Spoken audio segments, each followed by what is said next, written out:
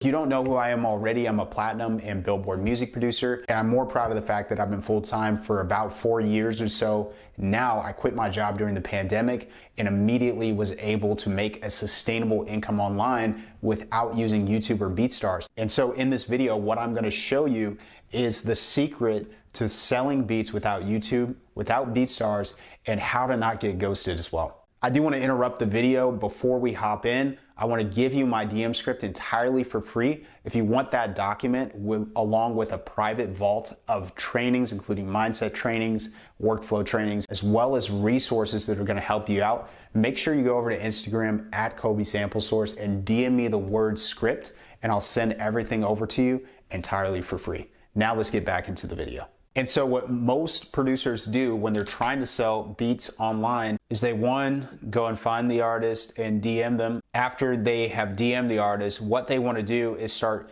introducing themselves. And so this is already a mistake, but we go ahead and do it anyways. And then the third step, after we try to figure out more information about the artist, we ask, are you looking for beats right now?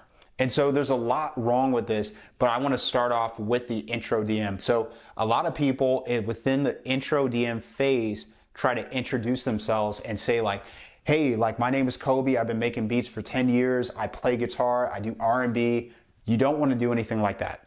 And so the reason being is because artists simply do not care about you. They don't care about music producers. They care about making music. And so if you can't help them to make the best music, then they don't want to talk to you. So for the most part, you're not trying to be their friend. You're trying to be somebody who can help them out.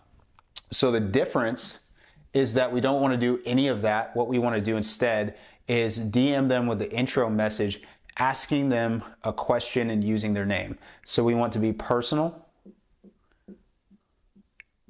and we want to ask them a question at the end. The reason being is that if we keep it as a close-ended sentence, then sometimes they'll be like, okay, cool. And then they just like the message, move on, leave us on read. And so to get a higher percentage of people to actually start conversations that lead to cash, what we need to do instead is end with a question, and that's going to open them up and they're going to start talking to you. So you say something like, what got you into making music? Something like that, and then they start to open up a little bit. Is it generic? Yes, but the reason why they open up is because you care about them instead of them caring about you. And so if you're trying to sell something, what you have to do is figure out what they need and what they want, and not anything about what you want and what you need, which you're like, hey, I need your money. I want you to buy beats from me. But instead of doing that, we're like, what do you need? What do you want? And that's going to open up the artist. Second mistake that a lot of producers make is jumping the gun early and trying to sell beats. So they say like, I'm looking for beats. We're like, cool, I have beats, buy my beats. That's what a lot of people do. So instead of doing that, you don't want to do that. What you want to do is ask more questions. And so you're like, well, what kind of vibe are you looking for? What kind of beats are you actually looking for? What kind of mood are you in? Like, what's inspiring you to create lately? So you want to ask questions like that are a little bit higher level, and that way you're going to open up the artist a little bit more. So once you've asked that and they answer it, then what you can identify is essentially that you have some beats for them. And at this point, step 3 is going to be pitching. And I forgot one step. So essentially before you ask vibe, you want to ask them, are they releasing music anytime soon? You can ask this in a lot of different ways.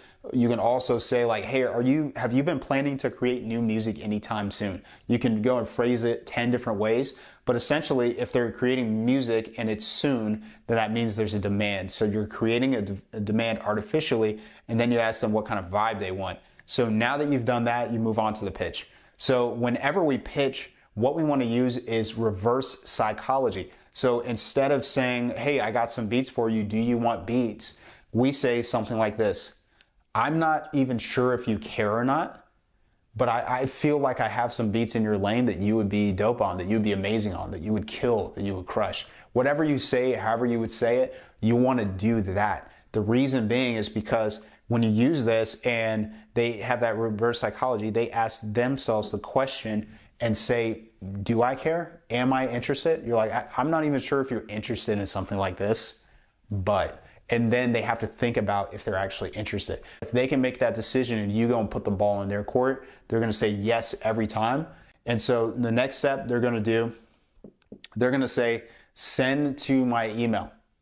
So they're going to say, oh yeah, for sure. If you got some beats, send them over to my email. Number one, we don't send free beats. Number two, we don't want to send it to the email. Email is where beats go to die in terms of selling them.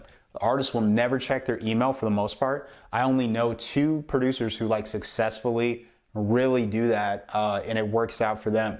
But it didn't work out for me, and it never has worked out for any of my students that have paid me to go into my program.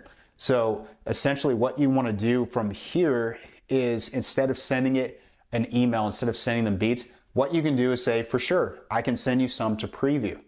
So you can say, I'll send you some to preview, but we're not going to preview, send them beats yet. That is going to be a smokescreen. So instead, what we want to do is ask them, can we jump onto a call with them sometime in the near future? And so instead of selling in the DMs, we are going to sell on a Zoom call. So to get to that Zoom call, we need to get onto a short 30-minute call with them first. And this is what I call the triage call.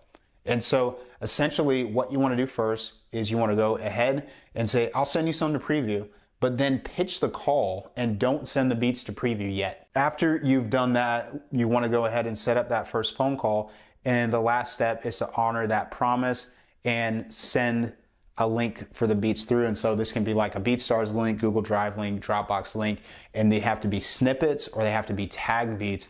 Don't send them full untagged beats or they will steal your beats, or second worst case scenario, they're not going to buy your beats. So you want to make sure you avoid all of that. So to recap, first what we want to do is we want to say, hey, you know, so-and-so, we want to use their name. I heard this song and I heard it in this place, like it was a snippet on your page. It was on Apple Music, it was on YouTube, wherever it was. So it's personal. And then we want to ask them a question that's music related. Second message that we want to do, are they releasing new music anytime soon?